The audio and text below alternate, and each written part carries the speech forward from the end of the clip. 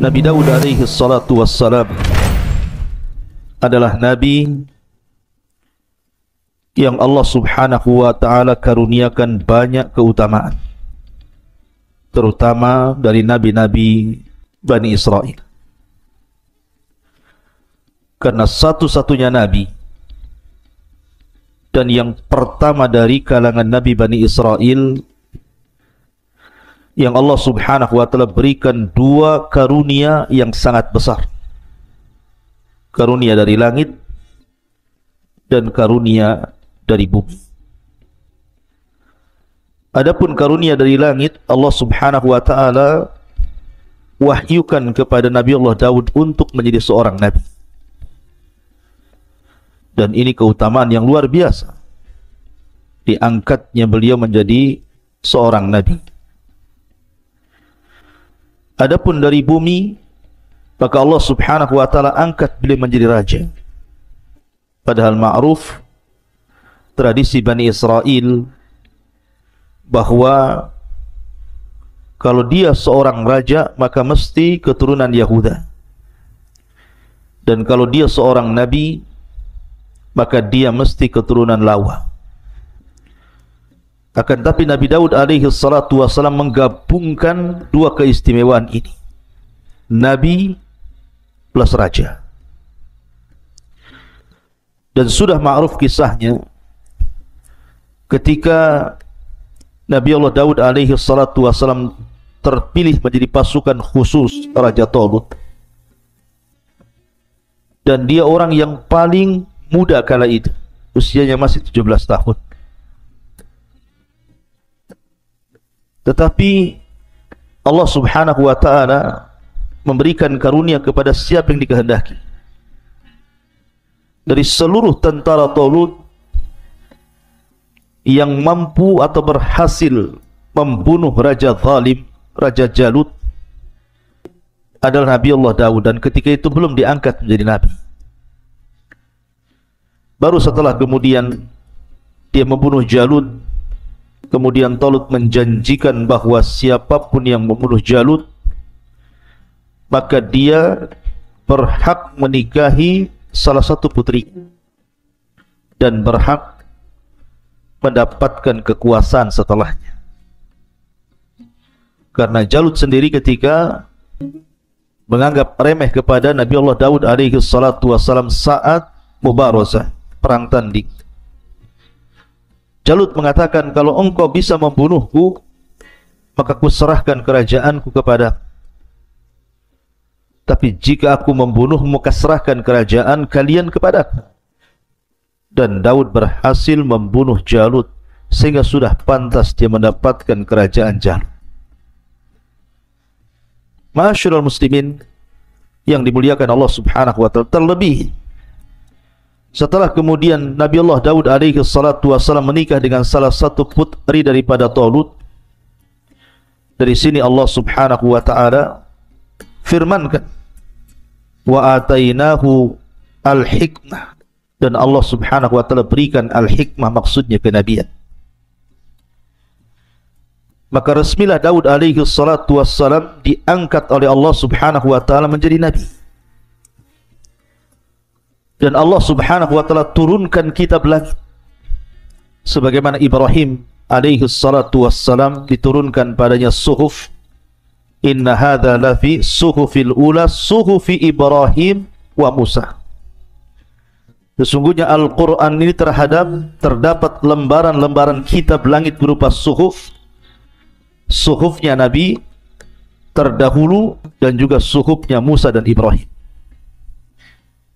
Maka sebagaimana Nabiullah Ibrahim diturunkan suhuf kepadanya, kemudian juga Nabi Musa alaihi salatu wassalam diturunkan Taurat, kemudian Isa bin Maryam diturunkan Injil, dan Rasul kita Muhammad sallallahu alaihi wasallam diturunkan Al-Quran, maka Nabiullah Daud juga diturunkan Zabur.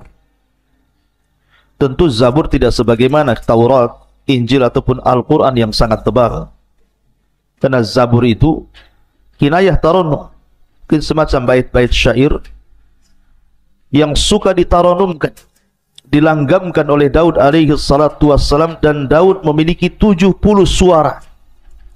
Jadi kalau dia taranum membaca Zabur, maka dia membaca dengan 70 qiraah. Setiap berpindah satu qiraah ke qiraah berikutnya, suaranya semakin indah, semakin baik. Bahkan saking indahnya suara Nabi Allah Daud alaihi salatu wassalam, burung-burung bahkan gunung-gunung ikut taranum dengan Daud alaihi salatu wassalam. Nanti akan saya kisahkan bagaimana kisah qiraah Zabur Nabi Allah Daud alaihi salatu wassalam. Baik, kita akan mulai dengan beberapa ayat Al-Quran yang bicara tentang kisah Nabi Allah Daud alaihi salatu wassalam. Allah subhanahu wa ta'ala berfirman dalam suratul Sad, ayat ke-17. A'udzu billahi minasyaitonir rajim. Isbir ala ma yaqulun. Bersabarlah engkau wahai Muhammad terhadap apa yang mereka katakan kepadamu. Kita tahu bahwa dakwah Nabi SAW itu penuh dengan tantangan dan rintangan. Mulai daripada hinaan, ejekan, cacian, makian, ancaman. Itulah tantangan dakwah Nabi SAW. Sehingga terkadang Nabi SAW sempit hatinya, dan Allah tahu. Makanya kemudian di antara faedah Al-Quran ini sepertiganya bicara tentang qasas, kisah-kisah para nabi, kisah-kisah para rasul, adalah untuk menguatkan hati Rasul, linuthabbitu bihi fuada, agar hati Nabi SAW tenang. Apabila Nabi SAW diancam untuk dibunuh, maka sebelumnya para nabi juga diancam, bahkan dibunuh. Seperti Nabi Allah Yahya ibn Zakaria dibunuh, dipenggal kepalanya. Kemudian juga ayahnya Zakaria digergaji dalam pohon. Kemudian Isa juga diancam oleh kaumnya, kemudian diangkat ke langit karena akan mengalami pembunuhan. Maka di sini Allah Subhanahu wa taala ingin menghibur Nabi SAW dengan mengkisahkan Nabi Allah Daud kepada beliau. Allah Subhanahu wa taala mengatakan, isbir ala ma yaqulun. Bersabarlah atas apa yang mereka katakan. Wadhkur abdana Daud dzal aidi innahu awwab. Dan ingatlah akan hamba kami. Allah Subhanahu wa taala menasabkan Daud kepada hamba Allah. Dan ini idhafah tasyrif namanya. Idhafah pengagungan. Bahwa Daud ini bukan orang biasa, tapi orang mulia. Karena dinasabkan dengan kata-kata abdana. Idhafahkan kepada kami, Allah Subhanahu wa ta'ala. Allah mengatakan, dan ingatlah akan hamba kami Nabi Allah Daud alaihi salatu wassalam yang mempunyai kekuatan. Sungguh dia hamba yang sangat taat kepada Allah Azza wa Jalla. Seolah-olah Allah ingin katakan, bersabarlah wahai Muhammad sebagaimana sabarnya Nabi Allah Daud alaihi salatu wassalam. Ma'asyiral muslimin yang dimuliakan Allah Subhanahu wa ta'ala. Ketika Allah Subhanahu wa ta'ala mengatakan wadhkur abdana Daud dzal aidi, dan ingatlah akan hamba kami Daud yang mempunyai kekuatan. Ingat, Allah Subhanahu wa ta'ala memberikan karunia yang sangat besar kepada Nabi Allah Daud alaihi salatu wassalam berupa kekuatan. Makanya Allah Subhanahu wa ta'ala menyebutkan dalam surah Sad ayat 20-nya, wasaddatna mulkahu, dan kami kuatkan kerajaannya. Para ulama tafsir mengatakan dal aidi innahu awwab, bahwa dia memiliki kekuatan, bukan hanya kekuatan kerajaan. Karena semenjak Nabi Allah Daud diangkat oleh Allah menjadi nabi, kemudian menjadi raja sepeninggal Talut, maka seluruh Bani Israel sangat mencintai Daud, berbeda dengan raja-raja sebelumnya. Terkadang Bani Israel mereka melakukan pemberontakan, atau kepada para nabi sebelumnya terkadang mereka membunuh para nabi, mendustakan para nabi. Tapi tidak bagi Daud alaihi salatu wassalam. Seluruh Bani Israel suka dengan Daud, karena dia memiliki kekuatan yang Allah anugerahkan. Bukan hanya kekuatan kerajaannya, kekuatan tentara-tentaranya, dan banyaknya pasukannya, tapi dia juga memiliki kekuatan ibadah.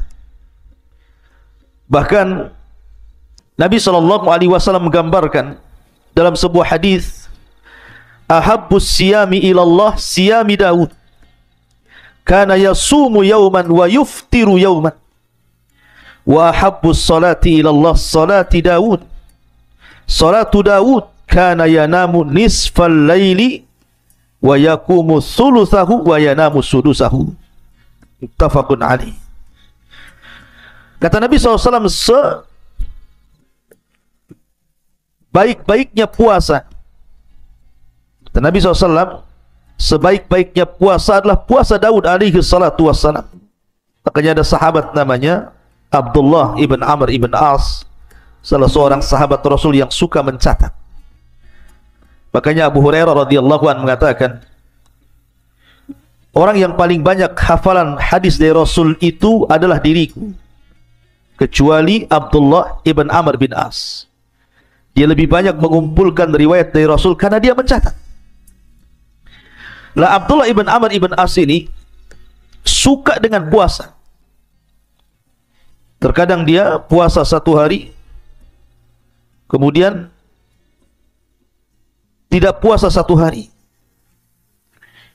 Terkadang dia ingin puasa seterusnya karena dia sanggup melakukan, kalau bisa setiap hari puasa. Tapi Nabi SAW ketika itu mengatakan, sum yauman wa aftir yauman. Walaupun engkau sanggup berpuasa tiap hari, wahai Abdullah ibn Amr, tetaplah kau harus berpuasa 1 hari dan meninggalkan puasa 1 hari. Wa dzalika siyamu Daud. Itulah puasanya Nabi Daud. Wa huwa afdalus siyam, dan itu seutama-utama puasa. Kata Abdullah bin Amr, ya Rasulullah, inni utiku afdala min. Aku bisa lebih baik daripada Daud. Setiap hari puasa pun aku sanggup.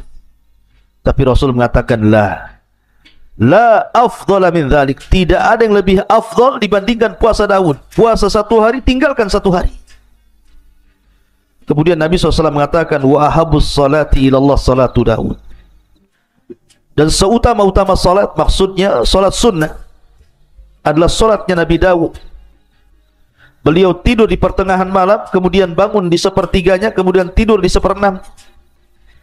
Jadi Nabi Daud alaihi salatu wassalam itu terkenal qawwaman sawwaman. Kalau malam hari dia salat malam, dan kalau siang hari dia berpuasa.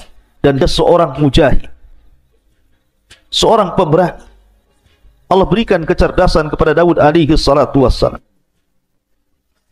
Ma'asyiral muslimin yang dimuliakan Allah Subhanahu wa taala. Makanya para ulama mengatakan, di antara sebab kekuatan kekuasaan Daud itu karena 3 perkara. Pertama, fi jundihi, dari segi tentaranya sangat kuat dan banyak pasukannya dan tidak pernah terkalahkan. Yang kedua, wa quwwatihi, Allah berikan kekuatan ibadah. Bukan hanya kekuatan kerajaan, tetapi kekuatan ibadah. Dan tentu yang terakhir, nikmatun minallahi alaih. Karena itu nikmat yang Allah anugerahkan kepada Daud alaihi salatu wassalam. Apa saja nikmat yang Allah anugerahkan kepada Nabi Allah Daud? Allah lanjutkan dalam surah Sad ayat 18.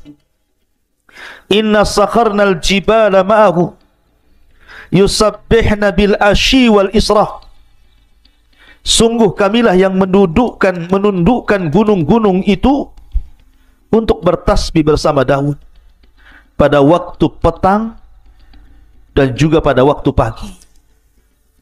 Wat-tayra mahsyurah, wat-tayra mahsyuratan kullu lahu awwab.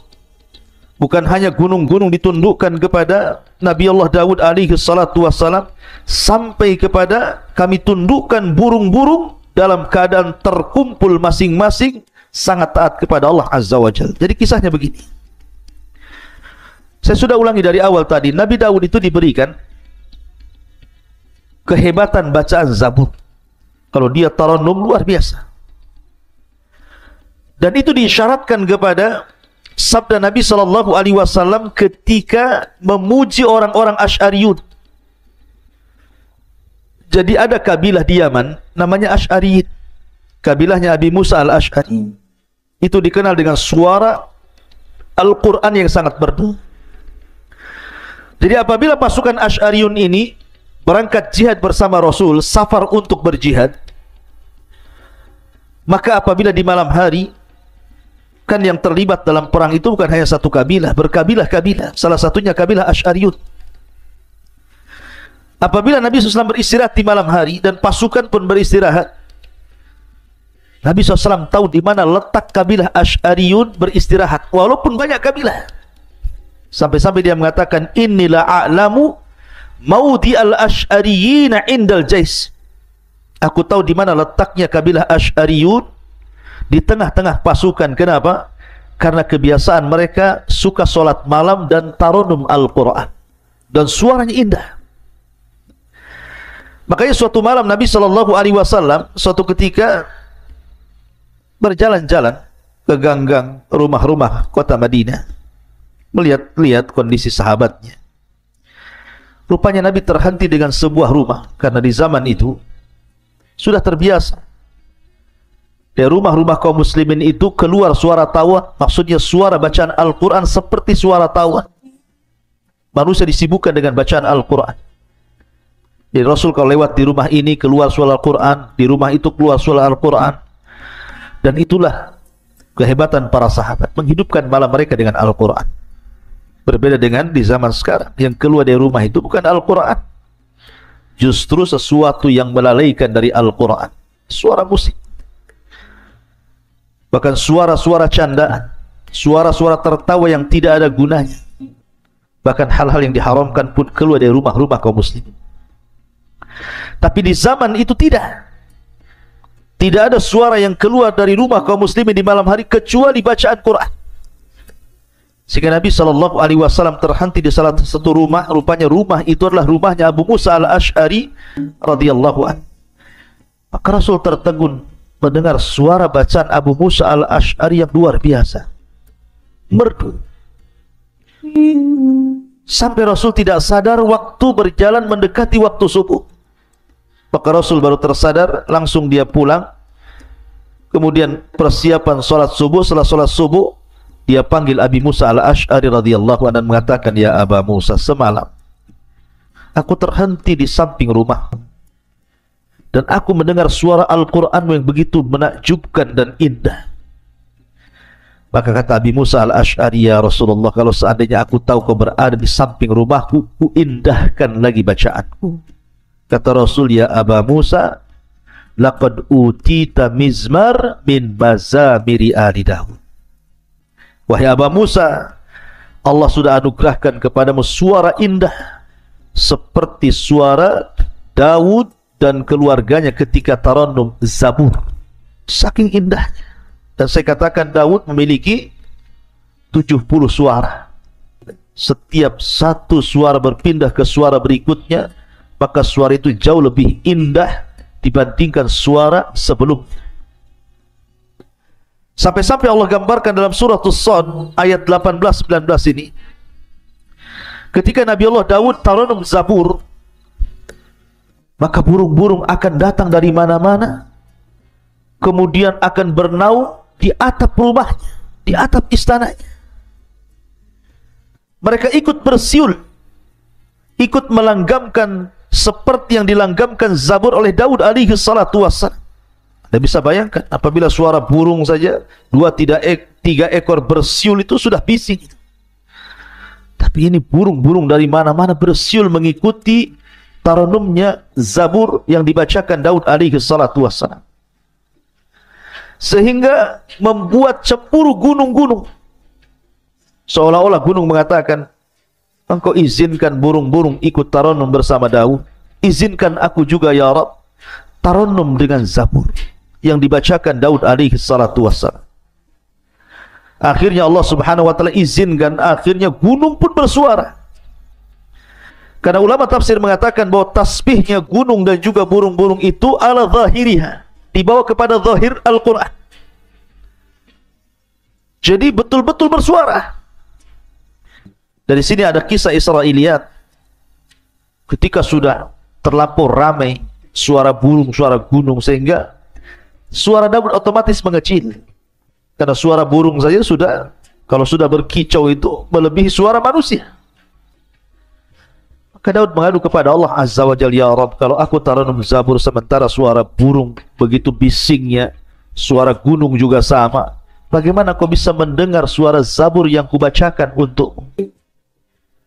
Maka dari situ kemudian Allah mengutus Jibril alaihi salatu wassalam, kemudian membawa Nabi Allah Daud ke dalam sebuah lubang ke dasar bumi. Sesampainya kemudian masuk ke dalam lubang ke dasar bumi itu, maka Jibril kemudian mengambil sebuah batu yang retak. Tiba-tiba batu itu dibelah, rupanya ada ulat di situ. Kata Jibril alaihi salatu wassalam, ya Daud, fasma mada yaqulu dud, dengarkan apa yang diucapkan oleh dud itu, maksudnya oleh ulat di dalam pecahan batu itu. Rupanya Daud mendekatkan telinganya, rupanya dia sedang bertasbih kepada Allah Azza wa Jalla. Kata Jibril, lihat, ini ulat di dasar bumi bertasbih, Allah mendengarnya. Apalagi engkau berada di atas bumi, tentu Allah lebih mendengarnya. Walaupun suara-suara burung dan gunung itu, mereka pun bersuara melebihi suara. Tapi ini kisah Israiliyat. Ma'asyiral muslimin yang dimuliakan Allah Subhanahu wa taala, intinya bahwa Allah anugerahkan kepada Daud suara yang sangat indah, luar biasa.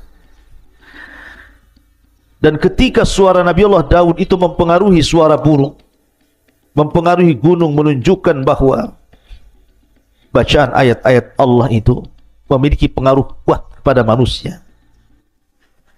Makanya kita lihat Nabi SAW itu bukan hanya membaca Al-Quran, tetapi juga rindu mendengarkan bacaan Al-Quran orang lain. Suatu ketika Nabi SAW memanggil Abdullah ibn Mas'ud yang kunyahnya Ibnu Ummi Abdin. Suaranya juga indah, bahkan pernah disejajarkan dengan suara Jibril ketika Rasul pulang dari safar bersama Abu Bakar dan Umar, kemudian mendengar suara Abdullah ibn Mas'ud membaca Al-Quran. Kata Nabi SAW, ya Aba Bakrin wa ya Umar, wahai Abu Bakar dan Umar, man arada an yasma'al Qur'ana ghaddan tariyan falyasma' ala qiraati Ummi Abdi. Wahai Abu Bakar, wahai Umar, kalau engkau ingin mendengarkan bagaimana Al-Quran itu turun kepadaku, ketika Jibril membaca Quran kepadaku, maka perdengarkan suara Ibnu Ummi Abdin, maksudnya Abdullah ibn Mas'ud. Jadi Rasul memanggil Abdullah ibn Mas'ud dan mengatakan, Iqra alayya Al-Quran, wahai Abdullah bin Mas'ud, tolonglah bacakan untukku Al-Quran. Kata Abdullah bin Mas'ud, ya Rasulullah, a'aqra'u alayka wal Qur'anu unzila ilaik. Rasul, bagaimana mungkin aku membacakan Al-Quran kepadamu sementara Quran itu turun kepadamu? Tapi Rasul mengatakan, Iqra, baca saja. Faqara'a, maka dia pun membaca suratul Nisa sampai kepada ayat, wa kaifa idza ji'na min kulli ummatin bisyahid wa ji'na bika ala haula'i syahida. Bagaimana kalau seandainya setiap umat itu memerlukan saksi dan engkau saksi bagi umat-umat itu? Sampai kepada ayat ini Rasul mengatakan, hasbuka hasbuka, cukup cukup. Rupanya Abdullah ibn Mas'ud melihat Rasul menangis, merenungkan ayat yang dibaca Abdullah ibn Mas'ud radhiyallahu anhu. Jadi Al-Quran itu mempengaruhi sampai kepada Nabi SAW. Makanya kita lihat ada seorang ulama namanya Fudail ibn Iyad, seorang perompak padang pasir. Ketika dia hendak merampok salah satu rumah orang kaya milik seorang wanita tajir, ada yang mengatakan hendak melihat wanita yang disukainya, seorang jariyah, naik ke atas rumah. Tiba-tiba sahibul bait, pemilik rumah itu sedang qiyamul lail, kemudian membacakan Al-Quran sampai kepada ayat alam ya'ni lil ladzina amanu an tash'a qulubuhum bi dzikrillah wa ma nazala minal haq.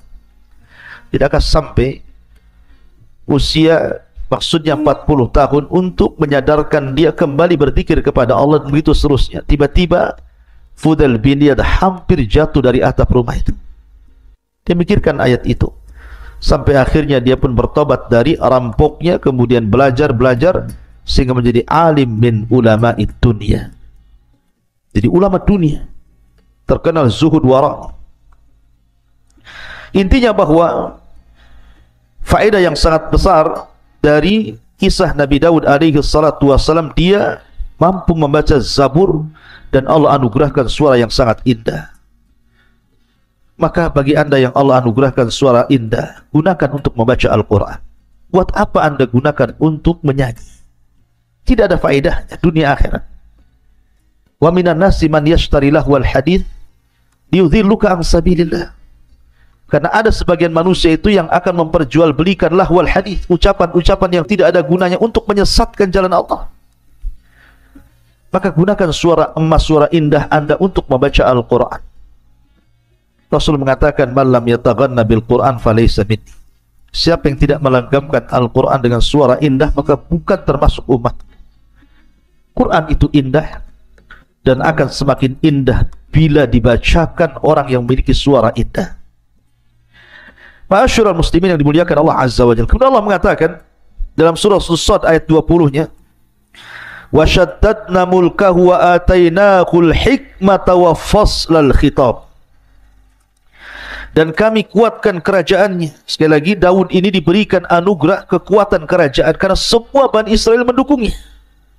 Tidak ada satupun yang memberontak.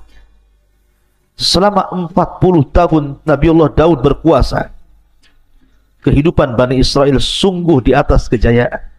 Memiliki raja plus juga nabi. Dan memiliki tentara yang sangat kuat. Dan kekuatan ibadah yang luar biasa. Makanya Allah mengatakan, dan kami kuatkan kerajaannya. Wa atainahul hikmah, dan kami berikan hikmah kenabian kepadanya. Wa faslal khitab, dan kebijaksanaan dalam memutuskan perkara. Jadi Nabi Allah Daud itu subhanallah, dia diberikan kepahaman yang luar biasa. Setiap kasus yang ditanganinya, maka Allah berikan jalan keluar.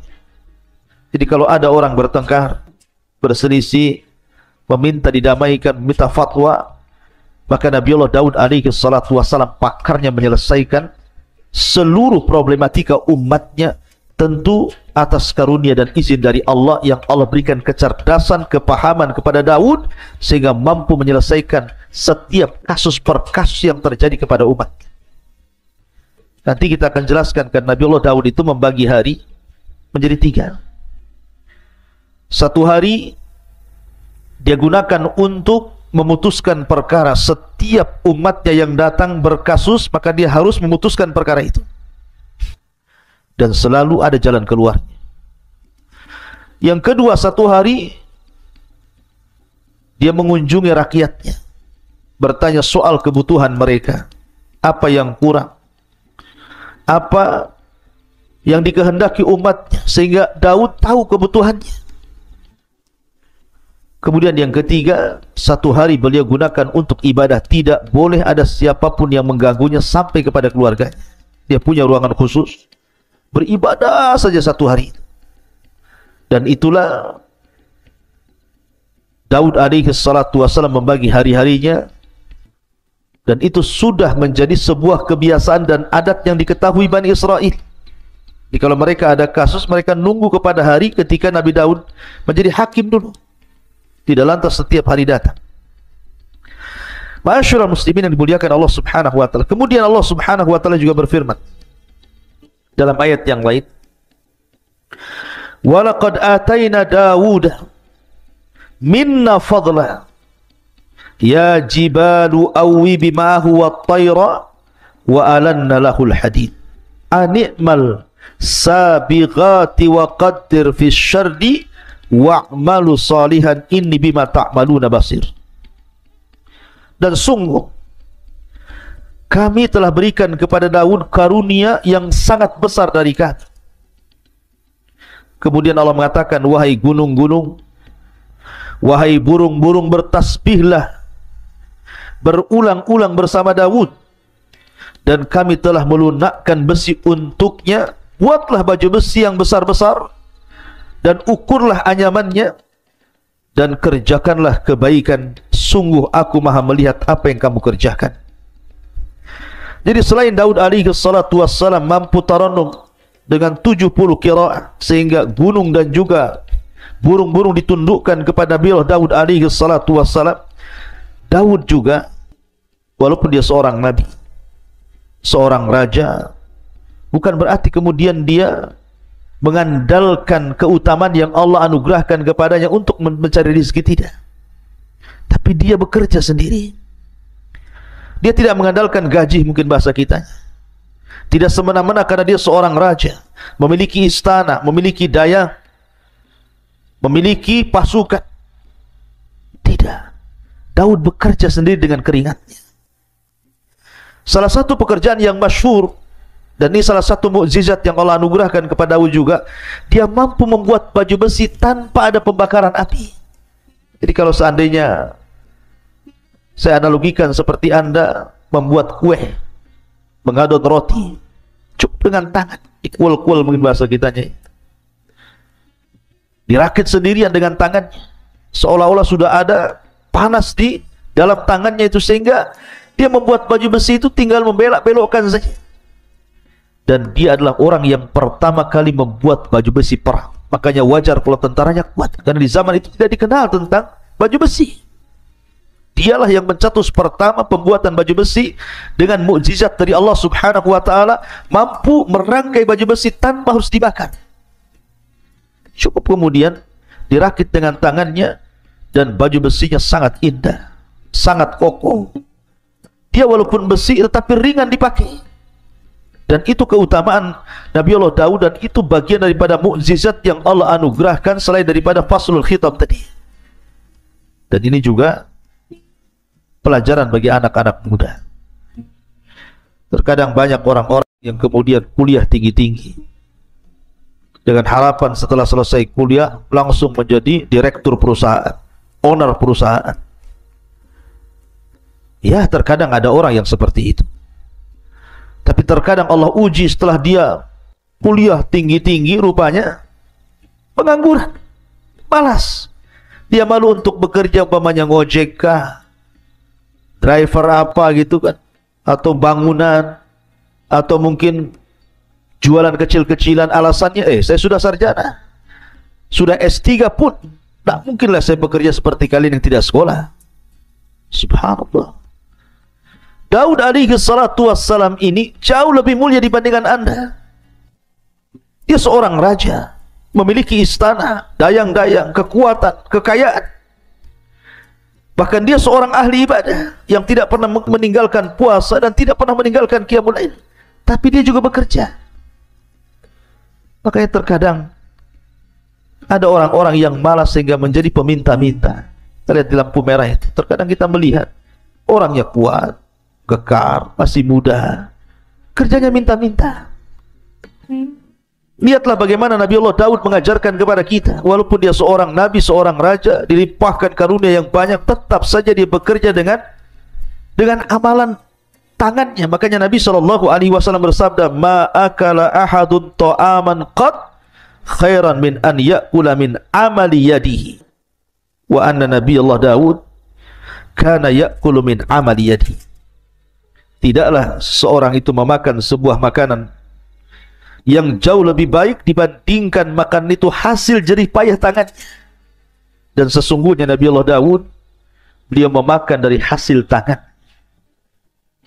Ma'asyiral muslimin yang dimuliakan Allah Azza wa Jalla, maka dari sini mengisyaratkan bahwa Nabi Daud alaihi salatu wassalam beramal sendirian, bahkan dilebihkan dari para nabi. Dan kebiasaan para nabi juga, mereka bekerja. Ibrahim alaihi salatu wassalam, dia jual baju. Dia membeli baju di pasar di tempat lain, kemudian dijual di tempat lain. Itu Ibrahim Khalilur Rahman, pemimpin ataupun Abul Anbiya, bapaknya para nabi, bekerja. Zakaria Najjar, bahasa kita Najjar itu semacam ya pembuat kayu. Kalau zaman sekarang ini mebel gitu. Itulah pekerjaannya Nabi Zakaria alaihi salatu wassalam. Bahkan Rasul tidak malu-malu untuk menjadi ra'il ghanam, penggembala kambing milik tuan Arab. Dan begitulah para nabi mengajarkan kepada kita agar kita bekerja dan bekerja mencari yang baik dan halal. Kulu min tayyibati ma razaqnakum. Ma'asyiral muslimin yang dimuliakan Allah Subhanahu wa taala. Kemudian kalau kita melihat bagaimana keistimewaan Nabi Allah Daud alaihi salatu wassalam, juga Allah Subhanahu wa taala berfirman di dalam Al-Qur'anul Karim, "Wa laqad atayna Dawud wa Sulaiman ilma." Wa qala alhamdulillahi alladhi faddalana ala katsirin min ibadina al-mu'minin. Dalam surah An-Naml ayat 15 Allah katakan, dan sungguh kami berikan kepada Dawud dan Sulaiman ilmu yang banyak. Kemudian keduanya pun bersyukur kepada dan mengatakan, alhamdulillah, segala puja dan puji hanya milik Allah yang telah mengaruniakan kepada kami dibandingkan kebanyakan dari hamba-hambamu yang beriman. Bersyukur. Jadi Daud dan juga Sulaiman mengajarkan kepada kita, nikmat apapun yang Allah anugerahkan kepada kita, itu datang dari Allah. Bersyukurlah kepada Allah Azza wa Jalla akan nikmat itu. Aku itu nikmat dari Allah. Jangan seperti Qarun, yang awalnya dia seorang pembaca Taurat hebat, memiliki suara indah membaca Taurat. Qarun itu orang yang dekat dengan Nabi Musa, ahli ibadah. Awalnya dia baik. Ketika dia baru dianugerahkan rizki oleh Allah Azza wa Jalla, dia masih mau sedekah, bayar zakat. Tapi setelah Allah anugerahkan kekayaan yang begitu besar pada Qarun, dia pun sombong dan mengatakan, innama utitu min ilmin indi. Kekayaan ini datang dariku, bukan dari Allah, karena kecerdasanku. Mungkin bahasa kitanya, karena saya sudah kuliah tinggi-tinggi, kalau saya sekarang kaya, jadi manajer, jadi owner perusahaan, wajar itu karena kecerdasanku. Dia lupa bahwa yang berikan rizki itu Allah Subhanahu wa ta'ala. Akui itu nikmat dari Allah. Bersyukur dengan cara mengeluarkan rizki Allah itu kepada sesuatu di jalan Allah. Karena banyak orang-orang itu yang mencari rizki dengan cara halal, tetapi kemudian diinfakkan dengan cara yang haram. Harta Anda akan ditanya di hadapan Allah, min aina iktasabahu wa fima anfaqahu. Kemana? Dari mana kau hasilkan harta itu? Kemana kau belanjakan? Semua akan ditanya. Maka di sini pelajaran yang sangat berharga dari Nabi Allah Daud dan juga Sulaiman putranya. Beliau memuji Allah Subhanahu wa ta'ala, alhamdulillah. Makanya Nabi Allah Sulaiman alaihi salatu wassalam diberikan anugerah kekayaan yang mungkin jauh lebih hebat dibandingkan ayahnya. Tapi dia mengatakan, hadza min fadli rabbi. Ini semua karunia Allah. Liyabluwani aashkuru an akfur. Sengaja Allah menguji diriku, kata Sulaiman, apakah aku akan menjadi hamba Allah yang bersyukur ataukah menjadi hamba Allah yang kufur. Karena bagaimanapun kekayaan itu difirmankan Allah Azza wa Jalla, kalla innal insana la yatgha an ra'ahu istaghna. Tambah banyak orang-orang yang kemudian melampaui batas dalam hidupnya ketika Allah berikan kecukupan kepadanya. Ta'udzubillah. Ma'asyiral muslimin yang dimuliakan Allah Subhanahu wa ta'ala, ketika para ulama memberikan catatan bahwa dalam surah An-Naml ayat 15 ini, walaqad atayna Dawuda wa Sulaimana ilman wa qala alhamdulillahilladzi faddalana ala katsirin min ibadihil mu'minin. Dan sungguh kami telah berikan kepada Daud dan juga Sulaiman ilmu yang banyak. Kemudian keduanya memuji Allah dan mengatakan, segala puja dan puji hanya milik Allah yang telah melebihkan kami dari kebanyakan hamba-hamba Allah yang beriman. Allah berikan nikmat yang luar biasa kepada dua nabi. Salah satunya Nabi Allah Daud alaihi salatu wassalam. Apa saja nikmat yang Allah anugerahkan kepada Nabi Allah Daud alaihi salatu wassalam? Yang pertama, al-quwwah al-ilmiyah, kekuatan pengetahuan yang cerdas. Makanya Allah mengatakan dalam surah Al-Baqarah ayat 251, wa 'allamnahu wa 'allamahu mimma yasha. dan Allah ajarkan pengetahuan kepada siapa dari hambanya sesuai dengan kehendaknya. Ma'asyiral muslimin yang dimuliakan Allah Azza wa Jalla, dan Nabi Allah Daud diberikan pengetahuan yang luar biasa, kepahaman, kecerdasan yang luar biasa. Yang kedua, al-quwatul badaniyah. Dia dianugerahkan kekuatan badan, kekuatan fisik, sehingga tadi bisa membuat baju besi dengan tanpa ada pembakaran. Cukup dengan tangannya saja dirangkai sedemikian rupa, akhirnya menjadi baju besi. Dan Allah katakan dalam surah Saba ayat 10, wa alanna lahul hadid, dan Allah lembutkan besi kepada Daud alaihi salatu wasallam, dan itu bentuk kekuatan fisik beliau. Kemudian yang ketiga, quwatul mulki bi taskhiril asbabil madiyati wal ma'nawiyati liuqawwi mulkahu min kathratil junud wa husni sirati wal adli wal fasli fil khusumat. Kekuatan kerajaan dengan berbagai macam sebab, sehingga dengan kecerdasannya dan kekuatan fisiknya akhirnya kuat kerajaan, dicintai oleh Bani Israel. Dia mampu mengelola kerajaan begitu baik, tentaranya kuat, dan dia memiliki akhlak yang sangat mulia dan dicintai rakyatnya. Dia seorang yang adil dalam memberikan keputusan, dan dia paham bagaimana cara menyelesaikan sebuah urusan permasalahan problematika yang dihadapi umatnya. Makanya Allah mengatakan wasyadadna mulkahu dalam surah Sad yang saya tadi bacakan ayat 20, dan kami kuatkan kerajaannya. Kemudian yang keempat, al-isabatu fil qawli wal fahmi fil qadar.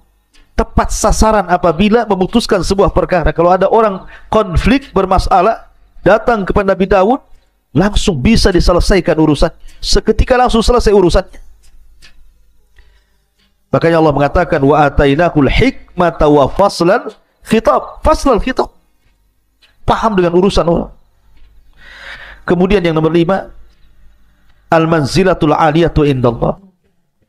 Dan ini yang paling luar biasa, Daud memiliki keistimewaan yang tinggi di sisi Allah Subhanahu wa taala, sehingga Allah mengatakan dalam surah Sad ayat 25, فَغَفَرْنَا لَهُ ذَلِكَ وَإِنَّ لَهُ عِنْدَنَا لَزُلْفَ وَحُسْنَ الْمَآبِ. Kami ampuni dosa-dosanya, dan sungguhnya Daud di sisi kami, kata Allah, sungguh hamba Allah yang mendekatkan diri kepadaku, dan dia akan mendapatkan kebaikan tempat kembali kelak. Kemudian yang nomor 6, al-barakatu fil waqti wa taysirul qiraati alaihi. Barakah dalam waktu, karena Daud itu tidak pernah menyanyiakan waktunya walaupun 1 detik. Bagaimana tidak di malam hari dia tahajud. Kanu minal laili ma yahjaun. Jadi Daud itu menghidupkan setiap malamnya, dan begitulah adatul anbiya, kebiasaan para nabi. Lihat Rasulullah SAW sampai diwajibkan qiyamul lail bagi dia, sehingga di masa tuanya kaki-kaki Rasul pecah-pecah, sehingga Aisyah radhiyallahu anha mengatakan, ya Rasulullah, kau sudah sepuh, sudahlah kerjakan yang wajib-wajib, tinggalkan yang sunnah-sunnah. Tapi Rasul mengatakan, ya Aisyah, afala akuna abdan syakura, salahkah saya menjadi hamba Allah yang bersyukur? Maka salat melahirkan syukur. Daud tidak pernah menyanyiakan di waktu malam, dan tidak menyanyiakan di waktu siang. Dia berpuasa dan berjihad. Subhanallah, barakah waktunya, dan Allah mudahkan bacaan Zabur kepadanya, sehingga Allah Subhanahu wa ta'ala anugerahkan suara yang sangat indah dan mempengaruhi makhluk-makhluk di sekitarnya. Kemudian nomor 7, husnus saut, indahnya suara. Saya katakan Daud memiliki 70 qiraah. Satu qiraah lebih indah daripada qiraah berikutnya, dan itu keistimewaan. Makanya saya katakan, Anda yang memiliki suara emas, suara indah, gunakan untuk baca Quran. Bukankah Rasul yang mengatakan, man qara harfa min kitabillah falahul hasanatu wal hasanatu bi asyri amsalihha, la aqulu alif lam mim harfun walakin alifun harfun wa lamun harfun wa mimun harfun, kata Rasul. Saya membaca 1 huruf, siapa yang membaca 1 huruf dalam Al-Quran, maka dia dapat 1 kebaikan yang dilipat gandakan 10 kali lipat kebaikan. Aku tidak katakan alif lam mim 1 huruf, tapi alif 1 huruf, lam 1 huruf, mim 1 huruf. Anda bisa bayangkan, baca surah Al-Fatihah saja, kalau 1 huruf 10 kebaikan, berapa kebaikan yang Anda akan dapati dari baca Al-Quran itu? Ma'asyiral muslimin yang dimuliakan Allah Subhanahu wa ta'ala. Adapun beberapa kisah yang terkait dengan Nabi Allah Daud alaihi salatu wassalam. Disebutkan dalam riwayat Abi Hurairah radhiyallahu anhu. Jadi ketika Allah Subhanahu wa taala menciptakan Adam alaihi salatu wassalam, kemudian meniupkan ruh, kemudian dia pun bersin, kemudian Allah mengajarkan untuk membaca alhamdulillah, kemudian Allah jawab yarhamukallah, kemudian Allah mengatakan idhab ila ulaikal malaika, wahai Adam, temui para malaikat yang ada di hadapan, ucapkan kepada mereka assalamualaikum. Maka Adam pun kemudian datang kepada para malaikat mengucapkan assalamualaikum, dan malaikat menjawab waalaikumsalam warahmatullahi wabarakatuh. Kemudian Adam kembali kepada Allah dan mengatakan inna hadhihi tahiyyatuka wa tahiyyatu ummatika ya Adam. Inilah salam penghormatan kepadamu dan salam penghormatan bagi umat. Makanya Nabi juga perintahkan untuk menyebarkan salam, karena itu bagian daripada merekatkan hati. Kata Nabi SAW, absus salam bainakum, sebarkan salam di antara kalian. Maka setelah itu kemudian Allah Subhanahu wa taala mengusap punggung Nabi Adam alaihi salatu wasallam, kemudian Adam diperlihatkan keturunannya. Maka ketika Adam kemudian melihat keturunannya, dilihatnya ada satu orang dari turunan Adam alaihi salatu wassalam memiliki cahaya di dahi, dan itu sangat menakjubkan Adam alaihi salatu wassalam. Kenapa orang ini bercahaya? Dan siapa dia? Akhirnya kemudian Adam mengatakan, ya Rabb, man hadha? Siapa orang itu? Dari turunanku yang bercahaya itu siapa? Maka Allah mengatakan hadza ibnuka Daud, itu turunan namanya Daud alaihi salatu wassalam, qad kutibat lahu umru arba'ina sana. Allah sudah catat dia hanya punya umur 40 tahun saja. Ketika mendengar usianya pendek, sementara Adam sudah takjub dengan Daud alaihi salatu wassalam, dia mengatakan ya Rabb zid fi umri, zid fi umri, tambahkan usianya. Maksudnya ambil usiaku, tambahkan usianya. Kalau memang dia hanya usianya 40 tahun, tambahkan 60 lagi, genapkan menjadi 100 tahun usianya, biar dia agak panjang sedikit.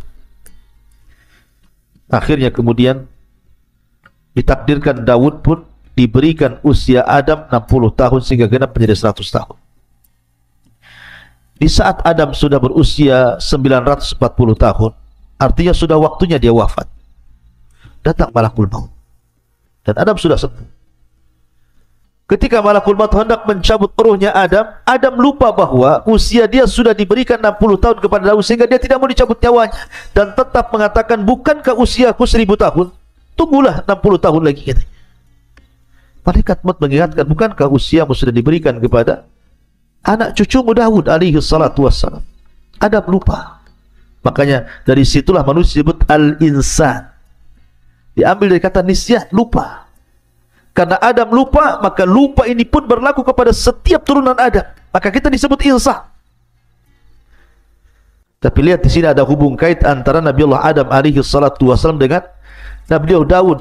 Karena keistimewaan Daud sampai Adam menyisihkan usianya 60 tahun untuk Nabi Allah Daud alaihi salatu wassalam. Ma'asyiral muslimin yang dimuliakan Allah Subhanahu wa taala. Kemudian kisah yang kedua, ketika Nabi Daud alaihi salatu wassalam, kita tahu bahwa Nabi SAW bersabda dalam hadis, masih dari hadis Abu Hurairah radhiyallahu anhu yang terdapat dalam Musnad Imam Ahmad. Jadi Daud itu memiliki kecemburuan yang luar biasa dalam ibadah. Jadi kalau seandainya dia keluar,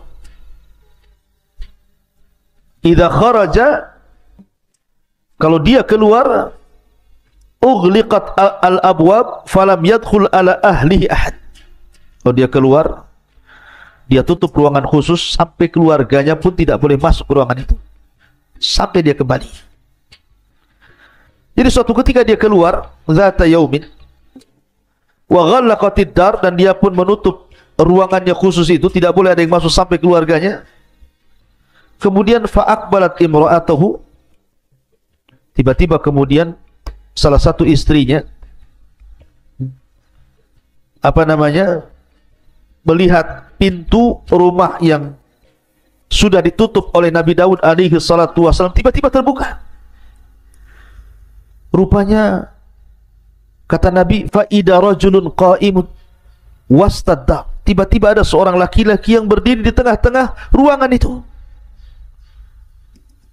Faqalat liman fil bait. Siapa orang yang di rumah itu? Min aina dakhal? Dari mana dia masuk? Padahal pintunya tertutup rapat.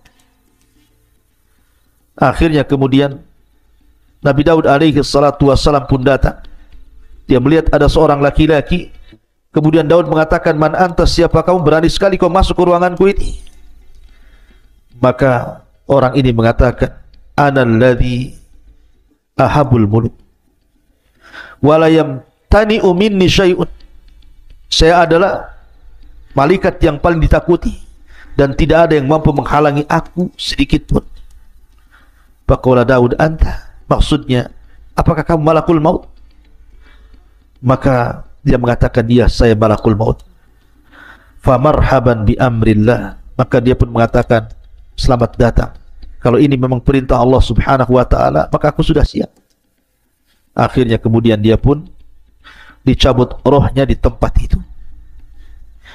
Ma'asyiral muslimin yang dimuliakan Allah subhanahu wa ta'ala. Kemudian kisah yang lain, Nabi Allah Daud alaihi salatu wassalam dan seorang wanita atau dua orang wanita. Jadi ada kisah dua orang wanita, dua-duanya punya bayi, dan itu disebutkan dalam Sahih Bukhari dan Muslim dari Abu Hurairah radhiyallahu an, bainama imra'atani ma'ahuma ibnahuma ja'a dhi'bu fa dhahaba bibnin ihdahuma. Jadi dua orang wanita ini dua-duanya punya bayi, mandi di sebuah sungai. Bayi diletakkan begitu saja. Datanglah serigala kemudian memakan salah satu dari bayi itu. Lah dua saudari ini akhirnya saling mengklaim bahwa bayi yang masih hidup adalah bayinya. Kata adiknya, ini bayi saya. Kata kakaknya, ini bayi saya. Akhirnya keduanya menghadap Nabi Allah Daud alaihi salatu wassalam. Lah kakak yang tertuanya mengatakan kepada Daud bahwa ini bayi saya. Kemudian dia berhujjah. Sehingga Daud terpengaruh dengan ucapan wanita itu dan mengatakan, kalau begitu bayi ini milik. Yang adiknya menangis. Sampai datang anaknya Nabi Allah Sulaiman mengatakan, wahai ayahku, izinkan aku untuk memutuskan perkara ini.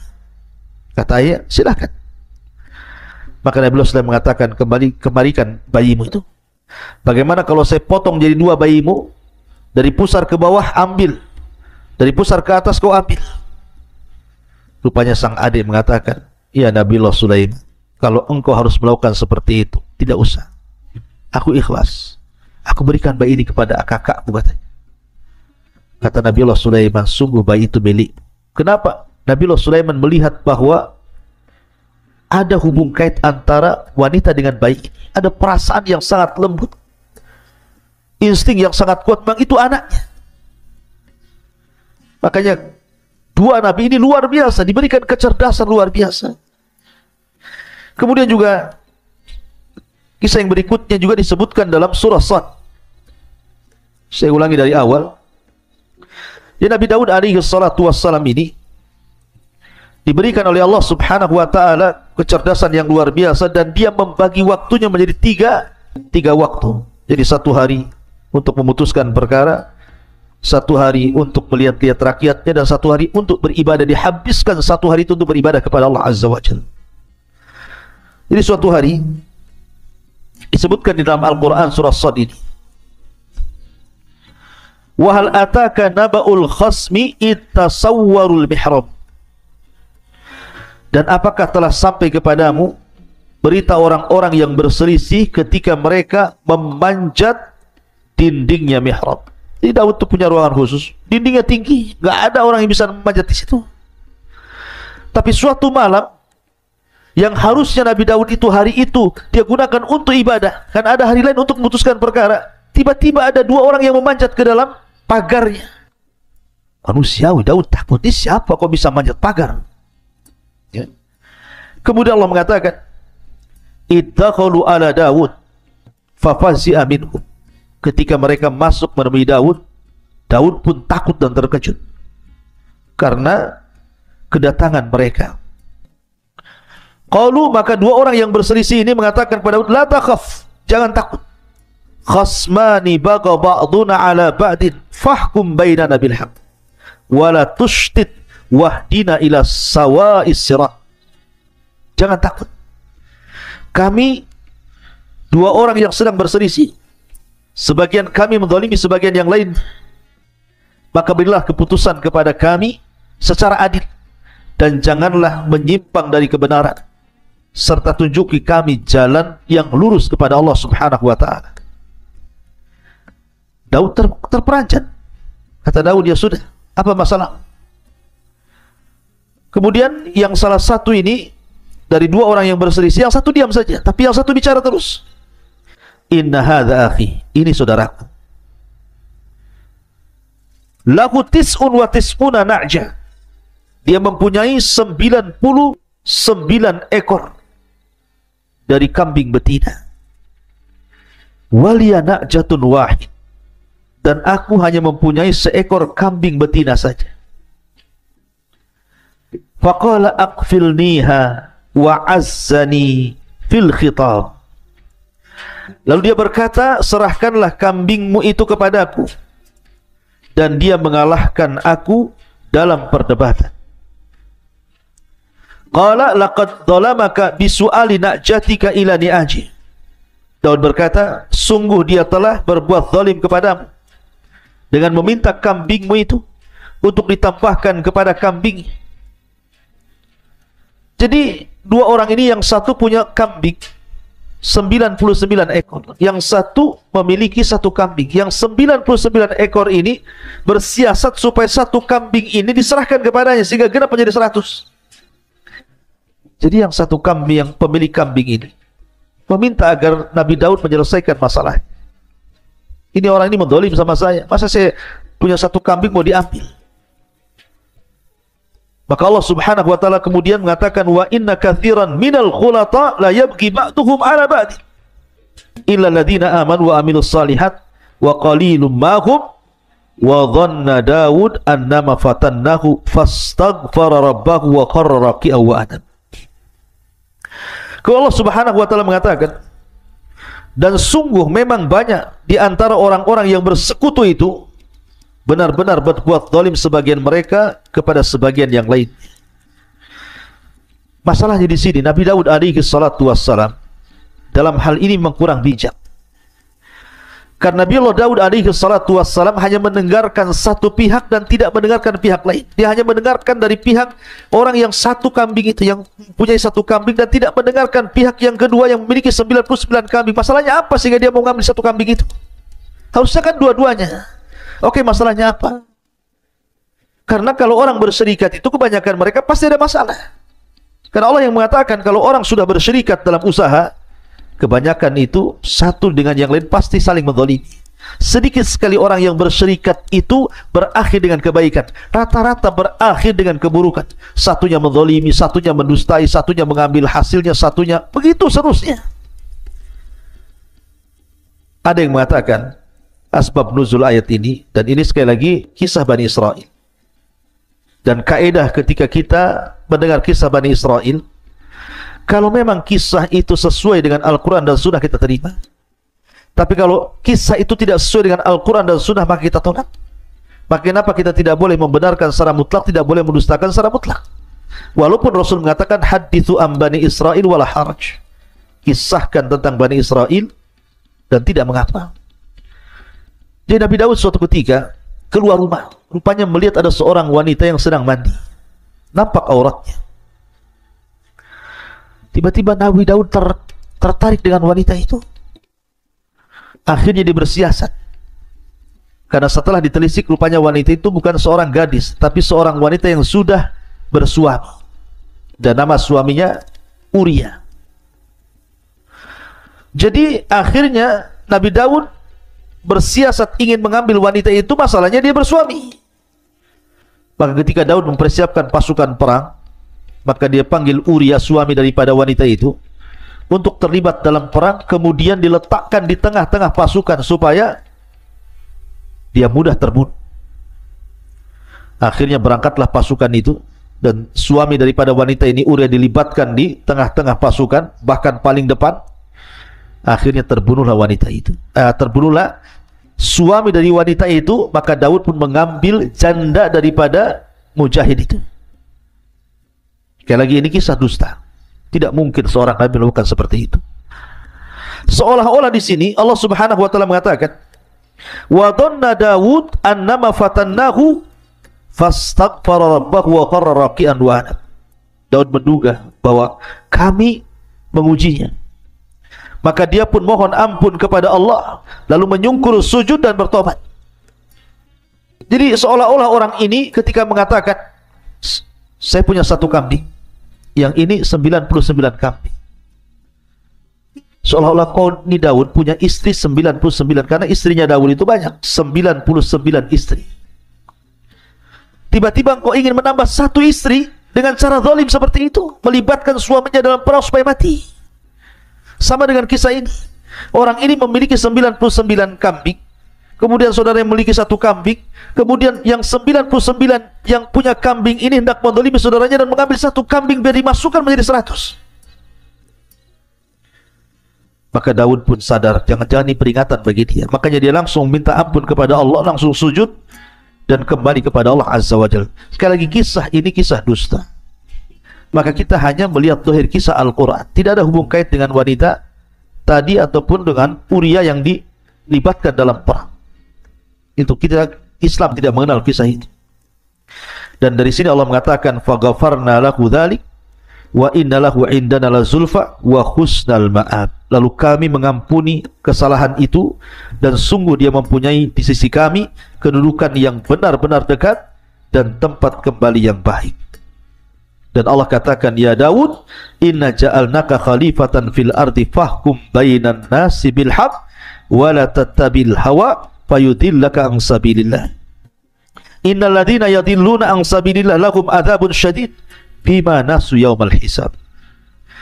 Allah berfirman, "Wahai Daud, sesungguhnya engkau kami jadikan penguasa di bumi ini, maka berilah kepada putusan perkara di antara manusia itu dengan sangat adil, dan jangan kau ikut hawa nafsu dirimu, karena akan menyesatkan dirimu dari jalan Allah. Maka siapapun yang tersesat dari jalan Allah, mereka pantas mendapatkan adab yang berat, karena mereka melupakan hari perhitungan." Seolah-olah Allah ingin berikan pelajaran kepada Daud. Terkadang ada orang yang berselisih dan minta diselesaikan hari ini juga. Takkan mungkin menunggu sampai 3 hari. Kalau memang ini urgent, harus diselesaikan, maka uruslah rakyat. Jangan membagi hari menjadi 3 sehingga kalau ada orang masalah nunggu hari di mana Daud alaihi salatu wasallam ada keluangan untuk memutuskan perkara. Kalau memang di hari itu engkau hari beribadah, atau di hari engkau sedang melihat rakyatmu tiba-tiba ada masalah, putuskan hari itu juga. Itu lahir Al-Quran seperti itu. Dan Nabi Allah Daud alaihi salatu wasallam seorang nabi yang dikaruniakan banyak nikmat oleh Allah Subhanahu wa taala, dan Allah anugerahkan kepadanya putra yang luar biasa, Nabi Allah Sulaiman alaihi salatu wasallam. Bagaimana kisah Nabi Daud alaihi salatu wasallam dan juga putranya Nabi Allah Sulaiman, dan bagaimana juga kisah Nabi Allah Sulaiman alaihi salatu wassalam, insyaallah kita akan bersambung lain kesempatan. Mudah-mudahan ada manfaatnya. Subhanallah bihamdika, asyhadu an la ilaha illa anta astaghfiruka wa atubu ilaik. Assalamualaikum warahmatullahi wabarakatuh.